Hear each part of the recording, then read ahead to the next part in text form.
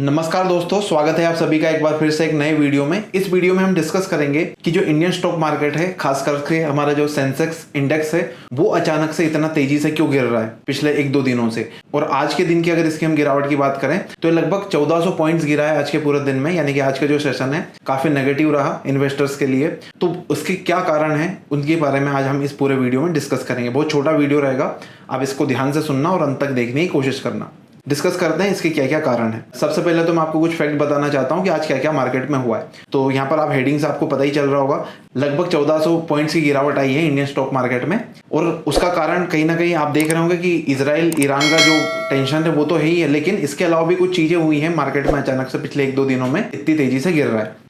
तो अब हम डिस्कस करते हैं कि जो 1400 पॉइंट्स की गिरावट आई है उसके पीछे क्या क्या कारण है। आप स्क्रीन पर देखिए, सबसे पहला कारण है, यहाँ पर हेडिंग भी आपकी लिखी हुई है, what is dragging the Indian stock market. तो इसमें सबसे पहला कारण है कि जो NSDL का डाटा है वो हमको ये बता रहा है कि पिछले कुछ दिनों में, यानी कि लास्ट 3 डेज में, आप यहाँ पर देखिए मैं हाईलाइट कर रहा हूँ इसको, तो पिछले 3 दिनों में अक्टूबर महीने के लगभग 27,142 करोड़ रुपए के जो स्टॉक्स हम बोल सकते हैं इक्विटीज, इनको सेल किया है FPIs यानी कि फॉरेन पोर्टफोलियो इन्वेस्टर्स ने। ये एक बहुत बड़ा अमाउंट है। जब इतना सारा अमाउंट इंडियन स्टॉक मार्केट से बाहर जाता है तो एक नेगेटिव सेंटिमेंट बनता है, जिससे जो इन्वेस्टर्स हैं उनके मन में थोड़ा सा डर होता है और वो भी अपनी जो फटाफट जो सेल करने वाला जो उनके स्टॉक्स है वो बेचकर अपना प्रॉफिट बुक करके बाहर निकलना चाहते हैं। तो ये हम बोल सकते हैं कहीं ना कहीं नेगेटिवली इंपैक्ट कर रहा है। उसके साथ साथ इंडिया से पैसा बाहर जा रहा है। और साथ में आपने देखा होगा, हमने कल एक आर्टिकल डिस्कस किया था जिसमें हमने कल चाइनीज इन्वेस्टमेंट या फिर चाइनीज पॉलिसीज की चर्चा करी थी। चाइनीज गवर्नमेंट ने कुछ ऐसी पॉलिसीज बनाई है जिससे वहां का जो स्टॉक मार्केट है वो थोड़ा सा गेन कर रहा है। तो अगर आप देखें यहाँ पर इस आर्टिकल में भी वो बात लिखी हुई है कि वहां का जो संघाई कंपोजिट इंडेक्स है वो 21% से ऊपर है, और साथ में जो हैंगसेंग इंडेक्स है वो लगभग 15% से ऊपर है पिछले कुछ दिनों में, या फिर हम कहें पिछले वीक में। तो एक वीक में वहां पर तेजी से थोड़ी सी तेजी आई और जबकि इंडियन मार्केट में गिरावट आई है। तो ये दोनों चीजें जब कंबाइंड हुई तो इसका सीधा सीधा परिणाम हुआ कि जो इन्वेस्टर्स या फिर FPIs थे इंडियन मार्केट से जो पैसा निकाल रहे थे, उनको एक सेफ ऑप्शन मिल रहा था चाइना के रूप में, क्योंकि चाइना ने कुछ अच्छे अनाउंसमेंट किए थे। अगर आपको उसके बारे में देखना है तो हमारी पिछली वीडियो देख लीजिएगा, आपको वहां से थोड़ी सी इंफॉर्मेशन मिल जाएगी, तो वहां से आप जानकारी ले सकते। तो जो FPIs है उन्होंने इंडियन मार्केट से पैसा निकालकर चाइनीज मार्केट है वहां पर डालना स्टार्ट कर दिया। एक तरीके से ऐसा फिनोमिना बन रहा है मार्केट में या फिर इन्वेस्टर्स के मन में, sell Indian stocks and buy Chinese, है ना। तो इस तरीके से, क्योंकि उनको वहां पर ज्यादा फायदा मिल रहा है, तो लगभग 40,000 करोड़ रुपए के जो स्टॉक्स है या फिर जो इक्विटी है वो मात्र 4 दिनों में इन्वेस्टर्स ने बेची है। और इसके बदले उन्होंने कहीं ना कहीं सेफ ऑप्शन या फिर उनके पास हो सकता है वो पैसा अभी भी रखा हो। तो ये एक बड़ा कारण था। इसके अलावा आप सभी को पता है जियोपॉलिटिकल टेंशन है बहुत ज्यादा। ईरान और इजराइल का जो युद्ध चल रहा है, इससे पूरी दुनिया के मन में थोड़ा सा डर है कि अगर ये वॉर एस्केलेट हो जाता है या फिर और ज़्यादा बढ़ जाता है तो जो क्रूड ऑयल के प्राइसेस है वो एकदम शूट कर जाएंगे, बहुत ज़्यादा ऊपर चले जाएंगे।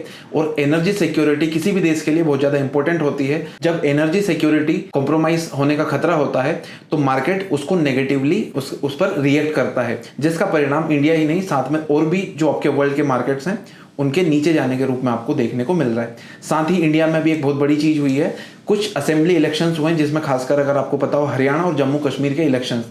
तो अभी करंटली हमारे जो केंद्र सरकार है यानी कि बीजेपी की और उनके अलाइज जो हैं वो रूल कर रहे हैं इंडिया में, केंद्र में उनकी सरकार बैठी है। तो जब मार्केट केंद्र सरकार के फेवर में जब भी रिजल्ट आते हैं असेंबली इलेक्शंस में तो मार्केट पॉजिटिवली इंपैक्ट करता है। लेकिन अगर आपने देखा होगा जो अभी एग्जिट पोल्स आए हैं उसमें कांग्रेस और उनके जो अलाइज हैं उनको बढ़त मिलती दिख रही है, जो रिसेंट इलेक्शंस हुए जम्मू कश्मीर और हरियाणा के। तो इससे भी थोड़ा सा मार्केट ने नेगेटिवली इंपैक्ट किया है। तो जब ये तीनों चीजें मिक्स हो गई एक साथ तो उसका परिणाम आपको इंडियन स्टॉक मार्केट में आज लगभग 1400 पॉइंट से ये नीचे गिरावट के रूप में देखने को मिला। तो ये कुछ 2-4 पॉइंट थे।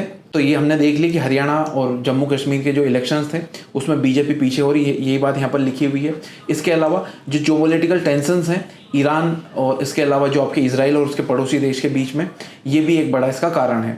और हमने देख लिया कि चाइना की सरकार के द्वारा कुछ अच्छे इनिशिएटिव्स लिए गए हैं जिससे जो इन्वेस्टर्स हैं वो चाइना की तरफ अट्रैक्ट हो रहे हैं और इंडियन मार्केट से पैसा निकलकर चाइनीज मार्केट की तरफ बह रहा है। तो ये कुछ कारण थे, 2-3 मेन कारण थे।